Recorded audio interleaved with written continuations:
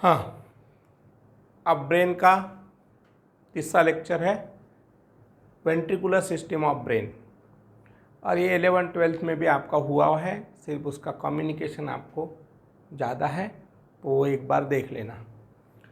Brain के अंदर जो पोकलियाँ होती उनको वेंट्रिकल्स बोलते हैं। जैसा हार्ट में भी आपने वेंट्रिकल्स पाया है, तो हार्ट के अंदर 4 चेंबर है, उसमें कि ऊपर के जो 2 चेंबर्स रहते हैं वो छोटे रहते हैं और नीचे के बड़े रहते हैं, इसलिए ऊपर के 2 चेंबर को अपन एट्रियम बोलते हैं, नीचे के चेंबर को वेंट्रिकल्स बोलते हैं। वैसा ही ब्रेन में भी आपको पोकलियाँ मिलेंगी, उसी का भी नाम वेंट्रिकल है, जिसमें आपको मैंने पहले लेक्चर में बताया था, जब भी ब्रेन में कहीं पे भी कैविटी होती है उसको सील बोलते हैं। अब ऐसा एग्जाम्पल के लिए तुम आँखी के सामने एक पपई लाओ, ओके। पपई एक ऐसी बड़ी पपई जो है स्पीयर के जैसी, उसको बीच में से काटो और उसकी 2 फोल्ड हो गई, मतलब एक पूरी पपई स्पीयर थी, उसको बीच में से काट के उसके 2 हेमिस्फीयर हो गए।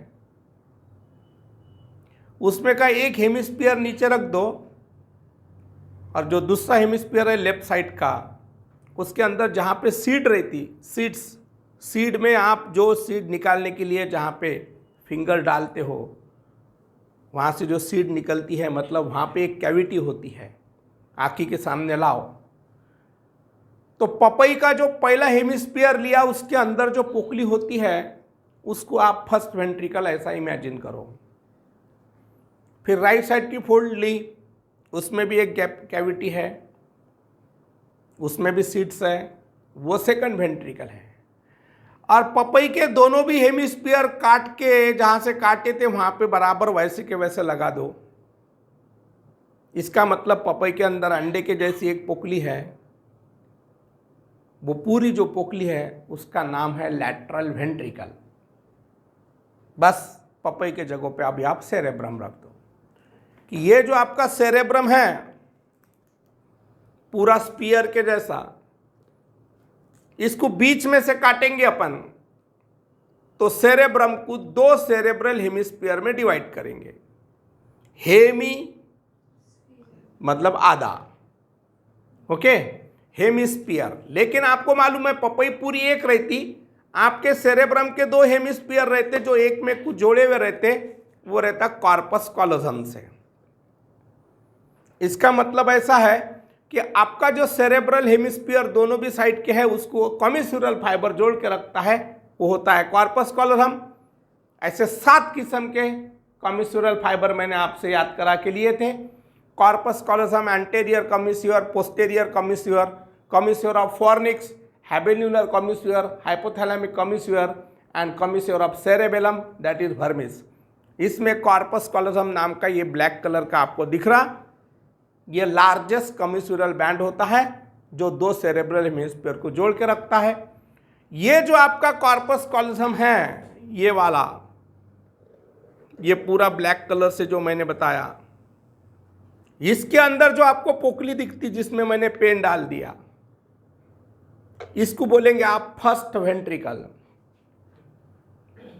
क्या बोलेंगे? First ventricle. वैसा ही राइट साइड के सेरेब्रल हेमिस्फीयर में भी आपको यहाँ पे कॉर्पस कॉलोजम मिलेगा, इसके अंदर भी आपको पोकली मिलेगी, यह है सेकंड वेंट्रिकल। और जब दोनों भी सेरेब्रल हेमिस्फीयर एक में कुछ जोड़ के रख देंगे, तो पूरे सेरेब्रम के अंदर आपको एक अंदर पोकली मिलेगी पपई के जैसी, उसको बोलेंगे लैटरल वेंट्रिकल। मतलब इसमें से आप एक बात समझ लो, आपका सेरेब्रम कॉर्पस कॉलोजम के नीचे एक पोकली बताता है, ये कॉर्पस कॉलोजम है। ये कॉर्पस कॉलोजम को 4 पार्ट रहते, रोस्ट्रम, जेनु, ट्रंक एंड स्प्लिनियम। ध्यान रहता है तो रखो, नहीं तो वो आगे लॉन्ग क्वेश्चन है आपका।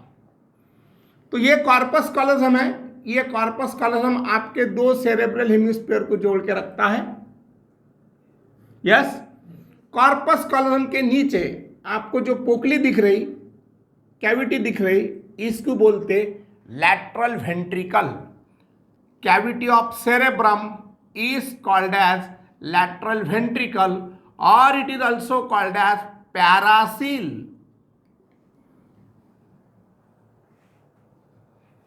Okay, yes. इसके नीचे आप जाएंगे तो आपको डायंसिफेलॉन नाम का पार्ट दिखेगा। देखो पहले एक बात समझ लो, आप अगर ब्रेन की डायग्राम निकालेंगे तो cerebrum, diencephalon, mid brain, pons, medulla, cerebellum और स्पाइनल कॉर्ड। मतलब आप अगर स्कल को निकालेंगे तो आपको पता चलता है कि पूरा ब्रेन सीधा वर्टिकली बैठा नहीं है, ना तो पूरा हॉरिजॉन्टल बैठा है। Brain antero superior and postero inferior ऐसा बैठा हुआ है। मतलब सेरेब्रम का फ्रंटल लोब एंटेरो सुपेरियर आता है और स्पाइनल कॉर्ड पोस्टेरो इंफीरियर आता है। तो ये जो आपका डायंसिफेलॉन नाम का पार्ट है जो मैं अभी यहाँ पे निकालूंगा, ये डायंसिफेलॉन को रखते समय मैं ऐसा खड़ा भी नहीं रख सकता क्योंकि ब्रेन सीधा नहीं है, और मैं आड़ा भी नहीं रख सकता क्योंकि ब्रेन आड़ा भी नहीं है। आपको इसको रखना है तो थोड़ा टेढ़ा रखना पड़ेगा, इसलिए ये आपका डायंसिफेलॉन है। ये डायग्राम ब्रेन को लॉन्जिट्यूडनल सेक्शन से बीच में से काटने के बाद की डायग्राम में बता रहा। मतलब मैं आपको वेंट्रिकल बता रहा, मैं वो आपको वो चीज पढ़ा रहा जो चीज आपके बॉडी में नहीं है, पोकली है। वेंट्रिकल्स मतलब कैविटीज। आप पपई जब खाते हो तो पपई का मांस खाते हो, पपई की पोकली नहीं खा सकते। वैसा ब्रेन जो न्यूरॉन से बना है उसमें आउटर ग्रे मैटर है, इनर व्हाइट मैटर है, वो टॉपिक नहीं है अपना। अपना टॉपिक चालू है ब्रेन के अंदर की पोकलियां। अभी ब्रेन शुरू ही नहीं हुआ। पहले दिन हमने आपको white matter of the brain पढ़ाया, अभी हम ब्रेन की पोकलियां पढ़ा रहे। कल हो सके तो हम ब्लड सप्लाई ऑफ ब्रेन मतलब सर्कल ऑफ विलिक्स पढ़ाएंगे। उसके बाद में हो सके तो हम इंटरनल कैप्सूल पढ़ाएंगे। अभी ब्रेन का कोई भी टॉपिक शुरू होने के लिए बहुत टाइम है अभी। लेकिन जो मैं ब्रेन के आजू बाजू का जो पार्ट पढ़ा रहा यही एग्जाम के हिसाब से इंपॉर्टेंट है। ओके, समझा? ओके, तो अभी ये डायंसिफेलॉन नाम का पार्ट है। ये डायंसिफेलॉन हम वर्टिकली भी नहीं रख सकते और हॉरिजॉन्टली भी नहीं रख सकते। ब्रेन के हिसाब से आपको इसको ऐसा टेढ़ा रखना पड़ेगा। इसलिए आपका जो पूरा डायंसिफेलॉन है, ये डायंसिफेलॉन का जो रूफ है ये आपको इधर मिलेगा। ये रूफ में आपको पिनियल ग्लैंड मिलेगी, ये यहाँ पे आपको फ्लोअर मिलेगा, ये फ्लोअर में आपको पिट्यूटरी ग्लैंड मिलेगी। ये आपका डायंसिफेलॉन है। मतलब roof is called an epithalamus. Roof is called an epithalamus. Floor is called an hypothalamus. और ये लैटरल वॉल और वो lateral wall, that is lateral wall is called as thalamus. ये तीनों भी पार्ट आपके डायंसिफेलॉन के पार्ट है। तो ये आपका रूफ है, इसमें पिनियल ग्लैंड बैठी है, ये फ्लोअर है, ये हाइपोथैलेमस है जिसमें पिट्यूटरी ग्लैंड बैठी है, और इसके अंदर जो आपको पोकली दिखती है ये पोकली आपका टॉपिक है। इसको नाम देंगे अपन थर्ड वेंट्रिकल, क्योंकि फर्स्ट एंड सेकंड वेंट्रिकल मिलके लैटरल वेंट्रिकल बना है। अभी आपका डायंसिफेलॉन की जो पोकली होती है उसको बोलते हैं थर्ड वेंट्रिकल। थर्ड वेंट्रिकल का दूसरा नाम होता है डायासिल, और it is also called the diocoele. That is lateral ventricle is the cavity of cerebrum, it is also called as paracoele. Third ventricle और डायासिल और diocoele is the cavity of diencephalon. बाद में इतना आपका cerebrum और डायंसिफेलॉन मिलके forebrain बनता है। आप अच्छी तरीके से गौर करो, ये सेरेब्रम में आपको बाहर के साइड में ग्रे मैटर मिलेगा, मतलब न्यूरॉन्स मिलेंगे यहाँ पे। ये आउटर ग्रे मैटर है, ये पूरा साइटॉन का कलेक्शन है, क्योंकि साइटॉन में निसल ग्रैन्यूल्स होते हैं। पहले दिन का लेक्चर एक बार देख लेना, फिर बाद में आपको इसके अंदर इसके एक्सॉन्स मिलेंगे। ये एक्सॉन्स है, मतलब ये इनर व्हाइट मैटर है। वैसा ये आपका जो डायंसिफेलॉन है इसका भी मैंने ब्लैक कलर से, मैं आपको इसको लगे तो आपको पूरा रेड कलर से बता देता, मतलब आपका कंफ्यूजन नहीं होने को होना। मेरे को आपको सिर्फ दो चीजें बताना है, मास क्या है और 2 नंबर की बात अंदर की पोकली क्या है। ये आपका हाइपोथैलेमस, ये आपकी पिनियल ग्लैंड मतलब ये इपिथैलेमस, ये आपका मास है, ये भी मास है, और ये आपकी पोकली है। ये लैटरल वेंट्रिकल है, ये थर्ड वेंट्रिकल है। इसके बाद आगे जाएंगे तो यहां से आपका mid brain, pons, medulla, mid brain, pons, medulla, इसमें ये आपका जो पॉन्स है और ये मेडुला ऑब्लोंगेटा है, इसके पोस्टेरियर सरफेस पे आपको यहां पे डिप्रेशन मिलेगा और मेडुला के पोस्टेरियर सरफेस पे डिप्रेशन मिलेगा, और ये कंटिन्यू होके सेरेबेलम के सामने के साइड में आपको डिप्रेशन मिलेगा, और ये नीचे आपका स्पाइनल कॉर्ड कंटिन्यू होते दिखेगा। मतलब ये आपका पूरा मास है। इनके साइटॉन से बना हुआ जो ग्रे मैटर है, इसके एक्सॉन्स आपको नीचे जाते हुए दिखेंगे। ये पूरे कलेक्शन ऑफ साइटॉन है, ये भी कलेक्शन ऑफ साइटॉन है। इसके अंदर आपको एक्सॉन्स दिखेंगे। जो आपको वेंट्रिकुलर सिस्टम है वो क्लियर दिखने को होना, इसलिए मैं आपको ये डायग्राम बता रहा। ये एक्सॉन्स है, ये लैटरल वेंट्रिकल है, कैविटी ऑफ सेरेब्रम। ये डायनसिफेलॉन की पोकली है, थर्ड वेंट्रिकल, डायासिल और डायोसिल। बाद में ये बीच में का जो टॉपिक मैंने बताया, ये बीच में का टॉपिक यहाँ पे आपको मिड ब्रेन दिख रहा ये, और बाद में पॉन्स, मेडुला और सेरेबेलम। अब पॉन्स, मेडुला एंड सेरेबेलम ये तीनों मिलके हाइंड ब्रेन बनता है। सेरेब्रम एंड डायनसिफेलॉन मिलके फोर ब्रेन बनता है। पॉन्स, मेडुला एंड सेरेबेलम मिलके हाइंड ब्रेन बनता है। तो आपको यहां पे जो पोकली दिख रही, इसमें पॉन्स का भी कंट्रीब्यूशन है, मेडुला का भी कंट्रीब्यूशन है और सेरेबेलम का भी कंट्रीब्यूशन है। कैसा कैसा कंट्रीब्यूशन है? ये मिड ब्रेन लिया, ये पॉन्स, ये मेडुला लिया, सॉरी ये पॉन्स लिया, ये मेडुला लिया। ये पॉन्स और मेडुला का पोस्टेरियर सरफेस पूरा प्लेन नहीं है। अगर posterior surface of pons and medulla plane रहता था और सेरेबेलम भी सामने से नॉच नहीं देता था, तो यहां पे वेंट्रिकल ही नहीं बनता था।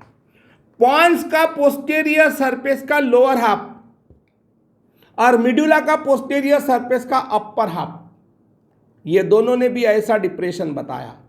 At the same time cerebellum ने सामने के साइड में डिप्रेशन बनाया। इसलिए पॉन्स ने भी कंट्रीब्यूशन किया, मेडुला ने भी कंट्रीब्यूशन किया, सेरेबेलम ने भी कंट्रीब्यूशन किया, और ये तीनों भी हाइंड ब्रेन के टॉपिक है। इसलिए तुम्हारा जो हाइंड ब्रेन होता है, ये पूरे हाइंड ब्रेन के अंदर जो पोकली होती है, इसको बोलते हैं फोर्थ वेंट्रिकल।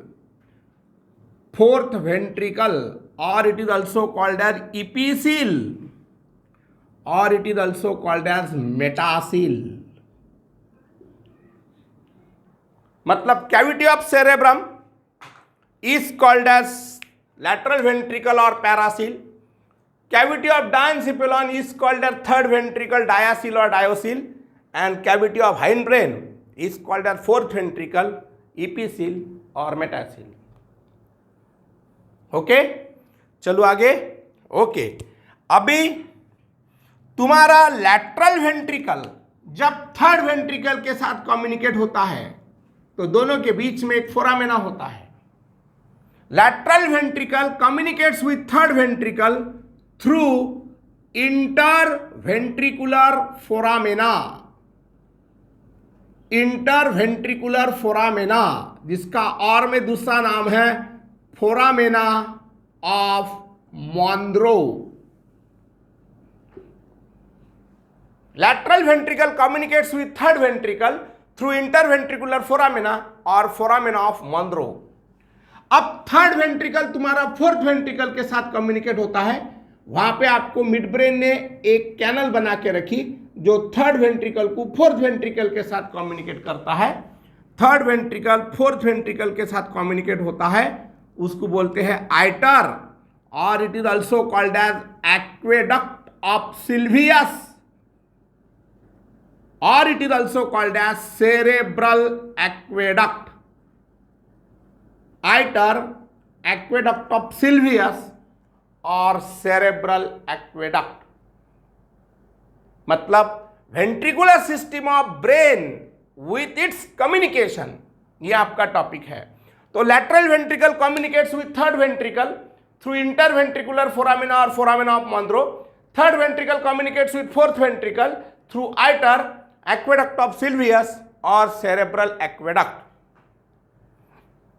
ओके, अब तुम्हारे ब्रेन के अंदर ब्रेन के 3 काम करने के लिए एक सेरेब्रोस्पाइनल फ्लूइड होता है। ये जो सेरेब्रोस्पाइनल फ्लूइड होता है ये ब्रेन के 3 काम करता है। एक तो सबसे पहले ब्रेन को प्रोटेक्शन देता है, जिसको डॉक्टर लोग शॉर्ट फॉर्म में CSF बोलते हैं। ये बहुत इंपॉर्टेंट फ्लूइड होता है ब्रेन के लिए। It absorb the shocks and protect the brain. Brain को प्रोटेक्शन के लिए CSF बनाया है। 2 नंबर का, ब्रेन के जितने भी टॉक्सिन्स तैयार होते वो टॉक्सिन्स एक्सिट करने के लिए CSF हेल्प करता है। और ब्रेन के नर्वस टिश्यू को न्यूट्रिशन देने के लिए भी CSF होता है।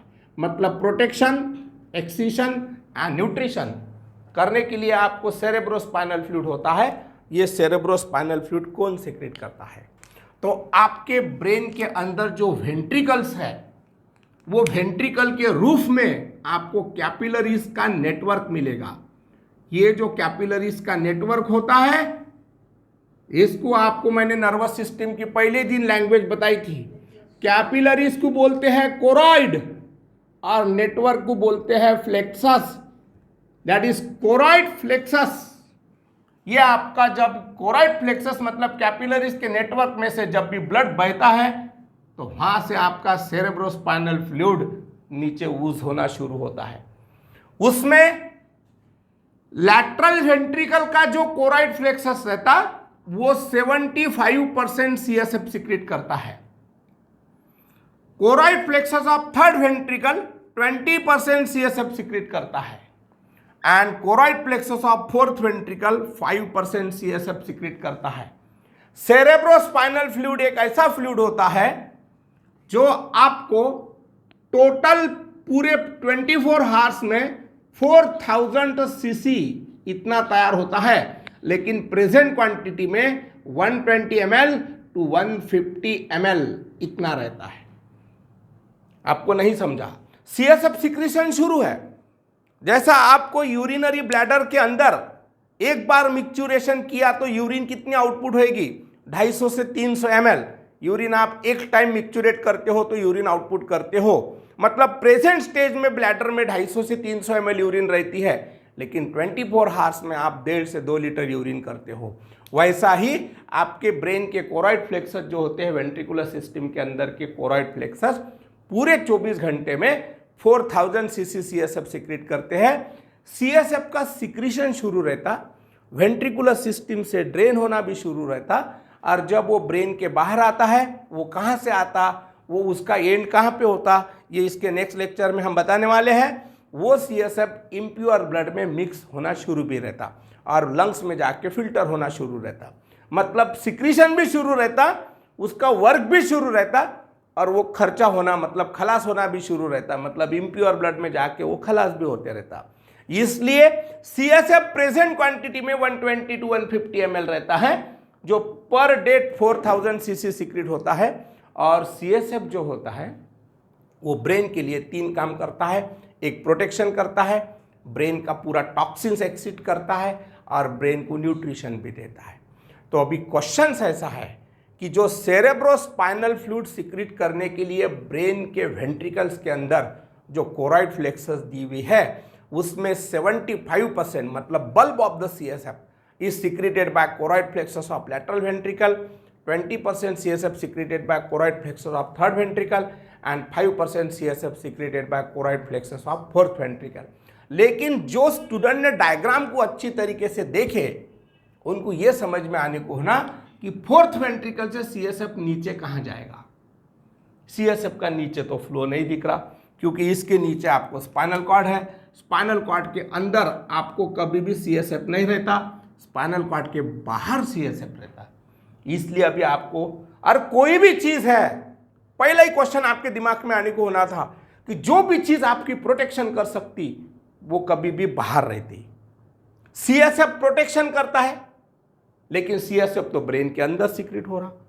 इसका मतलब सीएसएफ ब्रेन के बाहर भी आने वाला है।